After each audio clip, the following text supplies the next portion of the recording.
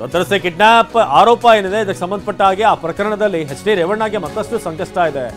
ಕೆಲವೇ ಕ್ಷಣಗಳಲ್ಲಿ ರೇವಣ್ಣ ನಿರೀಕ್ಷಣಾ ಜಾಮೀನು ಭವಿಷ್ಯ. ರೇವಣ್ಣಗೆ ಬೇಲ ಅಥವಾ ಬಂಧನನ, ಇದು ಈಗ ಎಲ್ಲರನ್ನೂ ಕೂಡ ಕಾಡ್ತಿರುವಂತಹ ಪ್ರಶ್ನೆ.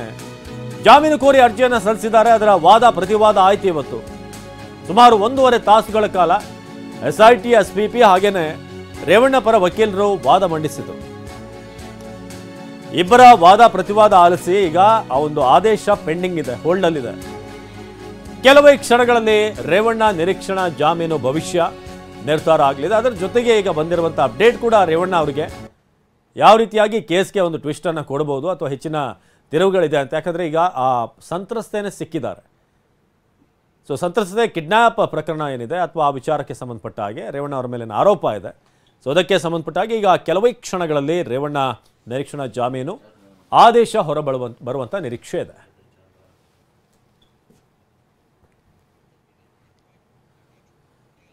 ಇನ್ನು ಇದಕ್ಕೂ ಮುನ್ನ ಜನಪ್ರತಿನಿಧಿಗಳ ವಿಶೇಷ ಕೋರ್ಟ್ನಲ್ಲಿ ನಡೆದಂಥ ವಾದ ಪ್ರತಿವಾದ ಏನು ಬನ್ನಿ ನೋಡೋಣ. ಸೊ ಮೂರ್ತಿ ಡಿ ನಾಯಕ್ ರೇವಣ್ಣ ಪರ ವಕೀಲರು ಯಾವೆಲ್ಲ ಸೆಕ್ಷನ್ ಬಗ್ಗೆ ಅಲ್ಲಿ ಪ್ರಸ್ತಾಪ ಮಾಡುತ್ತಂದ್ರೆ ಸೆಕ್ಷನ್ 363 ಸೆಕ್ಷನ್ 365 ಅಡಿಯಲ್ಲಿ ಕೇಸ್ ಹಾಕಿದ್ದಾರೆ ಅಂತ ಅಲ್ಲಿ ತಿಳಿಸಿದ್ರು.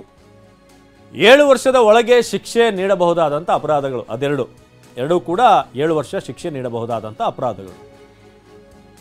ಸೆಕ್ಷನ್ 364 ಅಡಿ ಜೀವಾವಧಿ ಶಿಕ್ಷೆ, ಮರಣ ದಂಡನೆ. ಸೊ ಇದಕ್ಕೂ ಅವಕಾಶ ಇದೆ. ಜಾಮೀನು ಸಿಗಬಾರದು ಅಂತಾನೆ ಈ ಒಂದು ಸೆಕ್ಷನ್ಗಳನ್ನು ಹಾಕಲಾಗಿದೆ. ಇದು ಇಂಟೆನ್ಷನ್ಲಿ ಹಾಕಲಾಗಿರುವಂಥ ಸೆಕ್ಷನ್. ರೇವಣ್ಣ ಸಾಹೇಬರು ಕರೆದುಕೊಂಡು ಬಾ ಅಂತ ಹೇಳಿರೋದು ಬಿಟ್ಟರೆ ಬೇರೆ ಯಾವುದೂ ಕೂಡ ರೇವಣ್ಣ ಮೇಲೆ ಆರೋಪ ಇಲ್ಲ. ಅವ್ರು ಹೇಳಿದವರೇ ಸುಳ್ಳು ಹೇಳಿರ್ಬೋದು, ರೇವಣ್ಣ ಕರೆದ್ರು ಅಂತ ಹೇಳಿ, ಯಾರಿಗೆ ಗೊತ್ತು ಅನ್ನೋ ಅರ್ಥದಲ್ಲಿ ವಾದ ಮಂಡನೆ ಆಗಿದೆ. ಎಚ್ ಡಿ ರೇವಣ್ಣ ಬರೋಕ್ಕೆ ಹೇಳಿದ್ರು, ಸಾಹೇಬರು ಬರೋಕ್ಕೆ ಹೇಳಿದ್ರು ಅನ್ನೋದು ಬಿಟ್ಟರೆ ಬೇರೆ ಯಾವುದೂ ಅವ್ರ ಮೇಲೆ ಆರೋಪ ಇಲ್ಲ. ಪ್ರಕರಣದಲ್ಲಿ ಸಂಸದ ಪ್ರಜ್ವಲ್ ರೇವಣ್ಣ ಕೂಡ ಆರೋಪಿ ಅಲ್ಲ. ಎರಡನೇ ಆರೋಪಿಗೂ ಕೂಡ ಎಚ್ ಡಿ ರೇವಣ್ಣಗೂ ಕೂಡ ಸಂಬಂಧ ಇಲ್ಲ. ಎರಡನೇ ಆರೋಪಿ ಹಾಗೂ ಎಚ್ ಡಿ ರೇವಣ್ಣಗೆ ಯಾವುದೇ ಸಂಬಂಧ ಇಲ್ಲ ಅಂತ ಮೂರ್ತಿ ಡಿ ನಾಯಕ್ ಅವರು ವಾದ ಮಂಡಿಸಿದ್ದಾರೆ. ಪ್ರಜ್ವಲ್ ಲೈಂಗಿಕ ದೌರ್ಜನ್ಯ ದೇಶದೆಲ್ಲೆಡೆ ಪ್ರಚಾರ ಆಗಿದೆ. ರಾಜಕೀಯ ಹಣಕಾಸಿನ ಬಲ ಬಳಸಿ ಕೃತ್ಯ ಮಾಡಿದ್ದಾರೆ. ಕೇಸ್ಗೆ ಸಂಬಂಧ ಇಲ್ಲದಂಥ ಅಂಶ SITಗೆ ಉಲ್ಲೇಖಿಸಿದೆ. ರೇವಣ್ಣರ ಮೇಲಿನ ಆರೋಪಕ್ಕೂ SIT ಆಕ್ಷೇಪಣೆಗೂ ಯಾವುದೇ ಸಂಬಂಧ ಇಲ್ಲ. ಇದು ಕೇವಲ ರಾಜಕೀಯ ಉದ್ದೇಶದಿಂದ, ದ್ವೇಷದಿಂದ ನಡೆಯುತ್ತಿರುವಂತಹ ತನಿಖೆ. ಕೆಲವೊಮ್ಮೆ ಪೊಲೀಸರು ಸ್ವತಂತ್ರವಾಗಿ ತನಿಖೆ ನಡೆಸ್ತಾ ಇರೋದು ದುರದೃಷ್ಟಕರ ಅಂತ ಮೂರ್ತಿ ಡಿ ನಾಯಕ್ ಹೇಳಿದ್ದಾರೆ. ಇನ್ನು ಆರೋಪಿ ಮುಗ್ಧ ಎಂದು ಸಾಬೀತು ಮಾಡೋದಕ್ಕೆ ಅವಕಾಶ ನೀಡಬೇಕು, ಸ್ವಲ್ಪ ಸಮಯ ಬೇಕು. ಈ ಕಾರಣಕ್ಕಾಗಿಯೇ ನಿರೀಕ್ಷಣಾ ಜಾಮೀನು ನೀಡಬೇಕು. ಈ ಕಾರಣಕ್ಕಾಗಿಯೇ ಜಾಮೀನು ಕೊಡಿ, ನ್ಯಾಯಾಧೀಶರು ನಿರೀಕ್ಷಣಾ ಜಾಮೀನನ್ನು ಪರಿಗಣಿಸಿ ಅಂತ ಮನವಿ ಮಾಡಿಕೊಂಡಿದ್ದಾರೆ. SPPಗೆ ನೋಟಿಸ್ ನೀಡದೆ ಮಧ್ಯಂತರ ಜಾಮೀನು ನೀಡಬಹುದು ಅಂತ ಹೇಳಿದ್ದಾರೆ. ರೇವಣ್ಣ ಇಂದು SIT ವಿಚಾರಣೆಗೆ ಹಾಜರಾಗುವುದಕ್ಕೆ ಸಿದ್ಧರಾಗಿದ್ದಾರೆ ಅಂತ ನಮ್ಮ ವಾದ ಮಂಡನೆಯಲ್ಲಿ ಹೇಳಿದರು. ಆದರೆ SIT ರೇವಣ್ಣ ಮೇಲೆ ಜಾಮೀನು ರಹಿತ ಕೇಸ್ ಹಾಕಿದೆ, ನಾನ್ ಬೇಲೇಬಲ್ ಕೇಸನ್ನು ಹಾಕಿದೆ. ಬಂಧನದಿಂದ ರಕ್ಷಣೆ ನೀಡಿದರೆ ಅವರು ಖಂಡಿತ ತನಿಖೆಗೆ ಹಾಜರಾಗ್ತಾರೆ.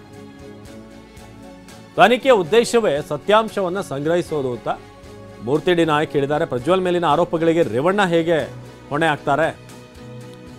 ಯಾವುದೇ ಷರತ್ತನ್ನು ವಿಧಿಸಿ ಆದರೆ ಮಧ್ಯಂತರ ಜಾಮೀನು ನೀಡಿ ಅಂತ ಮೂರ್ತಿ ಡಿ ನಾಯಕ್ ಮನವಿ ಮಾಡಿದರು. ಇನ್ನು BN ಜಗದೀಶ್ SIT SPP ಮೊದಲ FIRನಲ್ಲಿ ಜಾಮೀನು ರಹಿತ ಅಪರಾಧಗಳಿಲ್ಲ ಅಂತ ಇದೆ. ಆದರೆ ಜಾಮೀನು ರಹಿತ ಕೇಸ್ ದಾಖಲಿಸೋದಿಲ್ಲ ಎಂದಿಲ್ಲ.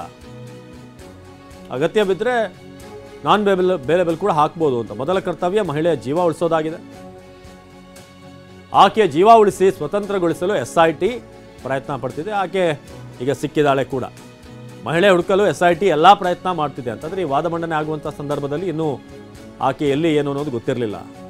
ದೂರು ನೀಡಿದರೆ ಎಚ್ಚರಿಕೆಯ ಸಂದೇಶ ರವಾನಿಸಲು ಆಕೆಯನ್ನು ಕಿಡ್ನಾಪ್ ಮಾಡಿರಬಹುದು. ಮಹಿಳೆ ದೂರು ನೀಡಬಾರದು ಅಂತ ಆಕೆಯನ್ನು ಬೆದರಿಸೋದಕ್ಕೆ, ಆಕೆ ಮೈಂಡ್ ವಾಶ್ ಮಾಡೋದಕ್ಕೆ ಕಿಡ್ನಾಪ್ ಮಾಡಿರ್ಬೋದು. ಸಂತ್ರಸ್ತೆಯ ವಿಡಿಯೋ ಸಾಮಾಜಿಕ ಮಾಧ್ಯಮದಲ್ಲಿ ಹರಿದಾಡಿದೆ. ಈ ಕಾರಣಕ್ಕಾಗಿಯೇ ಇನ್ ಕ್ಯಾಮ್ರಾ ವಿಚಾರಣೆಗೆ ನಾನು ಕೋರಿದ್ದೆ. ಈ ಮಹಿಳೆಯನ್ನ ಕಿಡ್ನಾಪ್ ಮಾಡಿದ್ದು ಯಾರು? ಎಚ್ ಡಿ ರೇವಣ್ಣ ರಾಜಕೀಯ ಆರ್ಥಿಕವಾಗಿ ಬಲಾಢ್ಯರಿದ್ದಾರೆ. ಹೀಗಾಗಿ ಆಕೆಯನ್ನ ಅಪಹರಣ ಮಾಡಿರಬಹುದು. ಬಿಹಾರ ರಾಜ್ಯದಲ್ಲಿ ನಡೀತಿದ್ದಂಥ ಘಟನೆ ನಡೆದಿದೆ. ಇಲ್ಲೂ ಕೂಡ ಯಾವುದಾದ್ರೂ ಮಹಿಳೆಗೆ ಹೀಗೆ ನಡೆದಿದೆಯೋ ತಿಳಿಬೇಕಾಗಿದೆ. ಮಹಿಳೆಯನ್ನ ಕರೆತಂದು ಆಕೆ ಹೇಳಿಕೆ ಪಡೆಯಬೇಕಿದೆ. ರೇವಣ್ಣ ವಿಚಾರಣೆ ಒಳಪಡಿಸದೆ ಆಕೆಯನ್ನ ಹುಡುಕಿ